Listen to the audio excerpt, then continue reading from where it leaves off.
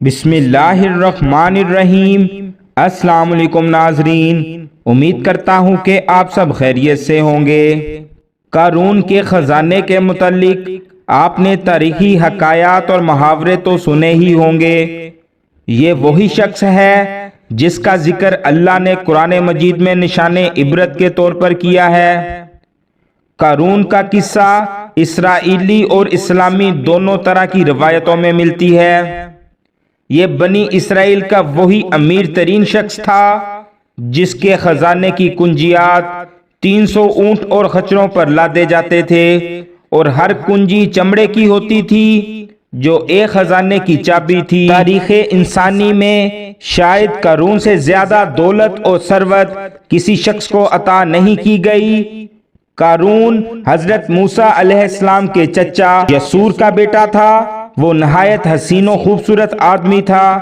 یہی وجہ تھی کہ بنی اسرائیل اور کبڈی لوگ اسے منور کہا کرتے تھے۔ قارون جوانی میں اپنی قوم کا سب سے با اخلاق اور نیک افراد میں شمار کیا جاتا تھا، نیز توریت کا بہت بڑا عالم دین بھی تھا، کیونکہ اس کی پرورش موسیٰ علیہ السلام کے سایہ عاطفت میں ہوئی تھی، اس لیے وہ کتاب کا علم بھی رکھتا تھا اور اچھی آواز کا مالک تھا۔ وہ توریت خوبصورت انداز میں تلاوت کیا کرتا تھا۔ یہی وجہ تھی کہ لوگ اس کا بہت ہی ادب اور احترام کیا کرتے تھے۔ قارون ابتدا میں حضرت موسیٰ علیہ السلام پر ایمان لے آیا۔ جب بنی اسرائیل کو پبیوں کی غلامی سے نجات ملی تو وہ ان کے ساتھ مصر کو چھوڑ کر سرزمین موعود کی طرف ہجرت کر گیا۔ وہاں اس کے حالات ایک دم سے بدل گئے اور اس کے ہاتھ میں بے شمار دولت آئی۔ دیکھتے ہی دیکھتے وہ اپنی قوم کا امیر ترین شخص بن گیا، جس کا ذکر اللہ نے قرآن مجید میں کچھ یوں کیا ہے: بے شک قارون موسیٰ کی قوم میں سے تھا، پھر اس نے ایک قوم پر زیادتی کی، اور ہم نے اس کو اتنے خزانے دیے جن کی کنجیاں اٹھانا ایک طاقتور جماعت پر بھاری تھی۔ ایک جگہ فرمایا، جب اس سے اس کی قوم نے کہا اتراؤ نہیں، بے شک اللہ اترانے والوں کو پسند نہیں کرتا، اور جو مال تجھے اللہ نے دیا ہے اس کے ذریعے آخرت کا گھر طلب کر اور دنیا سے اپنا حصہ نہ بھول، اور احسان کر جیسا اللہ نے تجھ پر احسان کیا، اور زمین میں فساد نہ کر، بے شک اللہ فساد کرنے والوں کو پسند نہیں کرتا۔ جب زکوٰۃ کا حکم نازل ہوا اور حضرت موسیٰ علیہ السلام نے اس سے عہد لیا تو اس نے یہ وعدہ کیا تھا کہ اپنے مال کا 1000واں حصہ زکوٰۃ نکالے گا۔ جب اس نے اپنے مال کا حساب لگایا تو ایک بہت بڑی رقم زکوٰۃ کی نکلی، لہٰذا اس کے دل میں حرص اور لالچ پیدا ہو گئی اور وہ زکوٰۃ کا منکر ہو گیا۔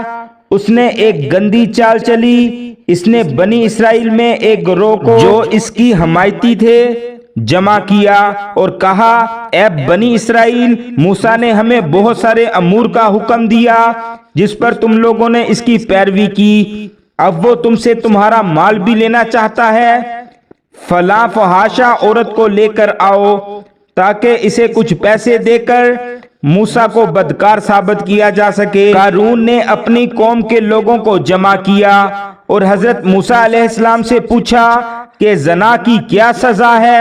حضرت موسیٰ علیہ السلام نے کہا، جو بھی زنا کرے حالانکہ اس کی بیوی بھی ہو تو اسے سنسار کیا جائے یہاں تک کہ وہ مر جائے۔